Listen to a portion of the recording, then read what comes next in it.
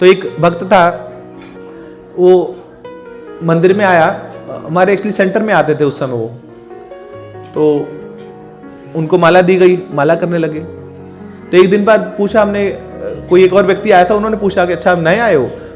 हाँ। कितनी माला करते हो? बोले 16। तो हम सबके आंखें खुल गई, बड़ी एक दिन आए 16 माला, हम तो इतने सालों से बैठे, अभी 16 पता नहीं कितने दिनों बाद हुई, तो 16 माला पे आ गए। अब धीरे धीरे अपनी माला बढ़ाने लगे, मतलब हर 2-3 दिन में 2-3 माला बढ़ जाती थी उनकी।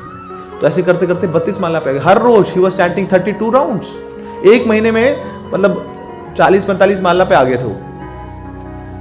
तो मतलब हम तो सोच भी नहीं सकते कि कभी 40-45 माला करनी चाहिए हमें, मगर वो एक महीने के अंदर ही वाज चैंटिंग 40-45 राउंड्स।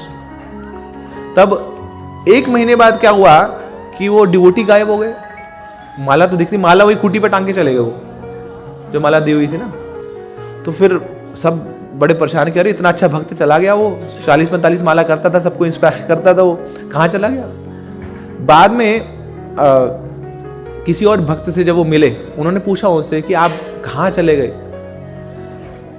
आप आते क्यों नहीं है? बोले आने की क्या जरूरत है? अब जरूरत है क्या, मतलब कि पहले क्यों आते थे? बोले पहले खाली था इसलिए आता था। खाली था मतलब कि आप क्या हो गए? बोले अब जॉब लग गई। आपने तो बताया था माला करने से सारी इच्छाएं पूरी हो जाती हैं, तो माला करी, खूब दबा के माला करी, जॉब लग गई, अब क्या जरूरत है उसकी?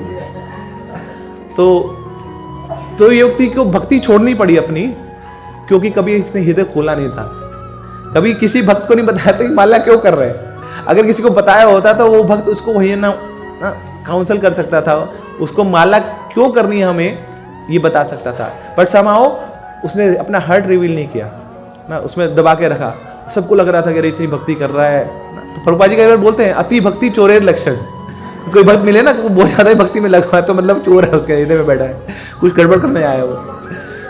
तो ऐसी जो सीनियर वैष्णव होते हैं ना, वो पहचान जाते हैं, स्कैन कर लेते हैं कि कहाँ पे गड़बड़ी है ना। कहीं कोई बहुत ज्यादा उत्साह दिख रहा होता है तो समझ जाते हैं कि भैया ना ये इसके जो बहुत ऊपर जा रहा है इसका ग्राफ, तो ना कहीं गड़बड़ हो जाएगी वहाँ।